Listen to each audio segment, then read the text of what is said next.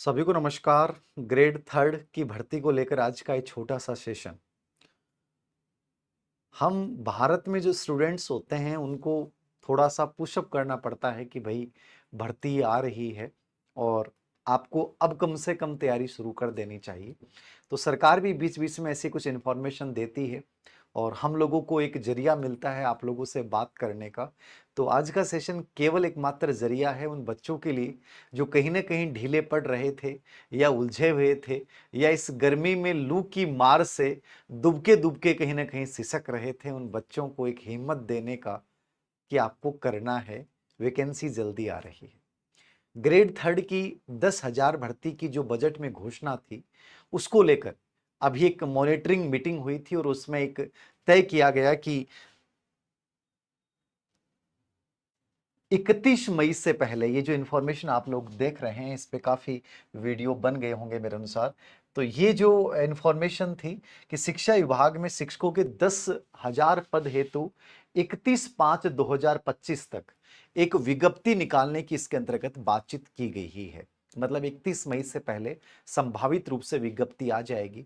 विज्ञप्ति की इंफॉर्मेशन आना भी एक प्रकार से एक स्ट्रेस क्रिएट करता है और जो बच्चा एकदम निष्क्रिय सा हो जाता है वापस से एक्टिव होता है कि सर ग्रेड थर्ड की मुझे करनी है। अब बात आती है कि सर बहुत सारे सवाल आप लोगों के आए हैं, मैं 4 से 5 बिंदुओं पे मुख्य रूप से बात करूंगा जो बड़ी सार्थक होंगी आप लोगों के लिए। कि सर ये 10,000 पदों की भर्ती है, क्या ये 10,000 पद ही रहेंगे या पद बढ़ेंगे? क्योंकि 10,000 पद तो बहुत कम है, क्योंकि अभी तक हमने भर्तियां देखी हैं 50,000 की, 40,000 की, 30,000 की। ये पहली बार है राजस्थान में कि ग्रेड थर्ड की भर्ती वो मात्र 10,000 पदों पे आ रही है। 10,000 पदों पे तो मैं नहीं कहूंगा, क्योंकि इसके साथ आप ये देखना कि ये जो संस्कृत विभाग की पहले जो 1 साल से चर्चित चल रहा था, उस नियम संशोधन के बाद ये संस्कृत विभाग के भी लगभग 2528 नॉन टीएसपी और टीएसपी के 231 पद, ठीक है ना। तो लगभग ये आप ये मान के चलिए कि ये 12,500 के आसपास भर्ती होगी टोटल। संस्कृत विभाग और सामान्य शिक्षा विभाग दोनों को मिला के ये भर्ती आएगी। तो इतनी कम तो नहीं कहूंगा मैं, लेकिन चूंकि हमने पहले भर्तियां देखी इसलिए हमें लगता है कि सर बहुत कम वैकेंसियां हैं। तो कम वाला भाव रखोगे तो तैयारी नहीं कर पाओगे। समझ रहे हो कि सर वैकेंसी बहुत कम है, क्योंकि यूट्यूब पे बहुत सारे कहेंगे ये तो इतनी है, इसमें तो क्या ही होना है, ये हो जाएगा वो हो जाएगा। तो देखो ये चीजें दिमाग में रखकर तुम तैयारी करोगे तो तुम सिलेक्शन की दौड़ में शामिल नहीं हो सकते। तुम्हें एक ही विचार रखना है कि मेरे पास और ऑप्शन नहीं है और मुझे ग्रेड थर्ड करनी है। तो 5,000 पद हों चाहे 200 पद हों चाहे 10,000 पद हों, मुझे तो इन्हीं में स्ट्रगल करना है और अपना बेहतरीन देना है। सिलेक्शन का दिमाग में मत लाना और ना ही कभी घोषणा करना कि सर मेरा हो जाएगा। मैं तो एक ही बात कहता हूं कि जब इंसान अपना बेहतरीन देता है तो परिणाम अपने आप सामने आ जाता है। तो ये जो 12,500 पद हैं इनमें आप अपना बेहतरीन देने का प्रयास कीजिए, ऑटोमेटिक जो है वो सब बढ़िया हो जाएगा। तनाव लेंगे तो कोई समाधान नहीं है इन चीजों को लेकर। फिर मेरे पास सवाल आया कि सर ग्रेड थर्ड मान लीजिए अगले साल है, तो क्या उससे पहले कोई भर्तियां बीच में आ रही हैं वो हमें करनी चाहिए क्या?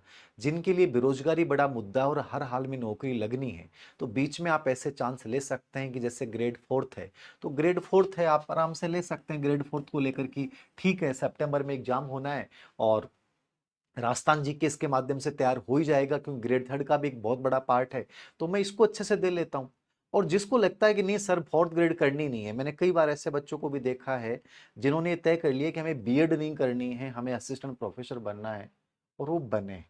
तो वो आपकी इच्छा शक्ति कितनी मजबूत है उस पर डिपेंड करेगा। यदि आपके मन में ये है कि सर मैं बन सकता हूं, मुझे ग्रेड थर्ड के अलावा देखना ही नहीं है, तो फिर ना इधर देखिए ना उधर देखिए, किधर भी मत देखिए। सिर्फ और सिर्फ आप ये सोचिए कि मुझे ग्रेड थर्ड को बहुत अच्छे से करना है, बाकी विचार दिमाग में लाना नहीं है। और दूसरा, ये ऑप्शन बुरा नहीं होता है जब कोई जुड़ी हुई भर्ती जिसमें मान लीजिए आप सितंबर तक फ्री हो जाते हैं। अब जैसे ग्रेड सेकंड की आप प्रिपरेशन कर रहे हैं तो आपको ग्रेड सेकंड ही करना है, ग्रेड फर्स्ट की कर रहे हैं तो ग्रेड फर्स्ट ही करना है। क्योंकि ग्रेड थर्ड की जब आप एग्जाम देने जाओगे तो उससे पहले आपको इतना समय मिल जाता है। और विशेष रूप से जो शिक्षक भर्ती होती हैं उनका सिलेबस लगभग एक दूसरे से रिलीवेंट होता है, तो कहीं ना कहीं वो मदद, वो पढ़ा हुआ ज्ञान जो है वो आपके काम आता है। तो आप ग्रेड थर्ड के लिए एलिजिबल हैं कम से कम, तो फिर आपको और चीजों से और ऑप्शन से अपने आप को हटा लेना चाहिए और पूरे समर्पण भाव से ग्रेड थर्ड की तैयारी करनी चाहिए। तो ये 4 श्रेणी वाला आप दे सकते हैं, उसके बाद आपको इतना समय मिल जाएगा कि आप कर लेंगे।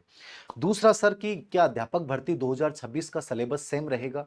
निश्चित रूप से मेरे अकॉर्डिंग सिलेबस में कोई बड़ा चेंज आएगा नहीं, और कोई छोटा-मोटा सिलेबस में कोई चेंज हो जाता है किसी वजह से, तो आप उसको लेकर इतना अभी से दिमाग में हावी मत कीजिए। वही सब्जेक्ट आपके आने हैं, टीचिंग मेथड आपके आने हैं, राजस्थान जीके पूरा का पूरा आना है, साइकोलॉजी वो आनी है, परिदृश्य के वही टॉपिक आपके आने हैं, तो कोई ज़्यादा इन चीज़ों को लेकर आपको कहीं मन में भ्रमित होने की आवश्यकता नहीं है। मेरे अकॉर्डिंग सेम सिलेबस रहेगा।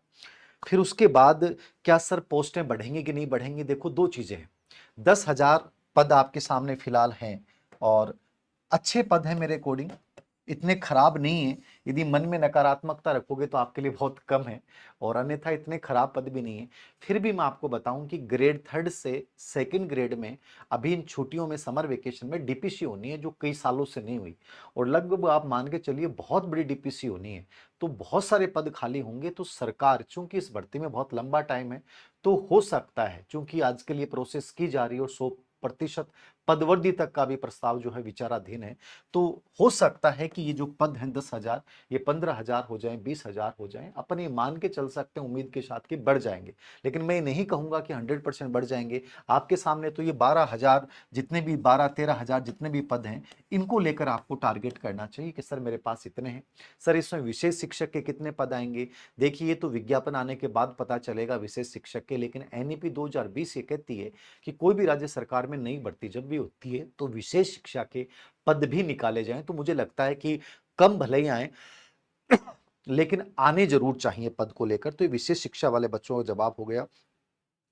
सर टीचिंग मेथड और रीति विज्ञान, मतलब जिसको टीचिंग मेथड आप बोलते हैं, उसके लिए सर क्या करें? ये सबसे बड़ा सवाल है आप लोगों के लिए।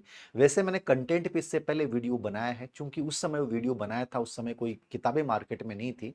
यद्यपि अभी किताबें मार्केट में आई हैं, लेकिन टीचिंग मेथड की मैंने इस वीडियो के बनाने से पहले भी और वैसे भी 2-4 किताबें मैंने देखी, तो बहुत ज़्यादा रिलेवेंट मैटर वाली किताब मुझे मिली नहीं मार्केट में।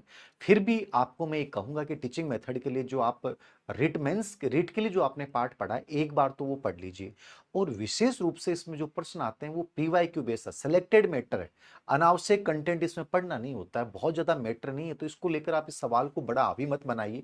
जो भी मार्केट में आपको किताब मिलती है, कोई भी मंगल की, जिनकी भी आती है, यद्यपि वो इनफ नहीं होंगी, फिर भी कोशिश करें कि पीवाईक्यू बेस्ड से किताब। हम भी यद्यपि इसमें प्रयास कर रहे हैं कि लेवल फर्स्ट और लेवल सेकंड, लेवल फर्स्ट के सभी विषयों के लिए एक टीचिंग मेथड के पीवाईक्यू आज तक टॉपिक वाइज जितने भी आ गए वो हम कलेक्ट कर रहे हैं। टाइम लगेगा, लेकिन वो एक अच्छी किताब आएगी, कोशिश करेंगे विथ एक्सप्लेनेशन, ताकि बच्चे का पूरा कंटेंट जो है वो तैयार हो जाए। ये मेरा प्रयास रहेगा, ठीक है।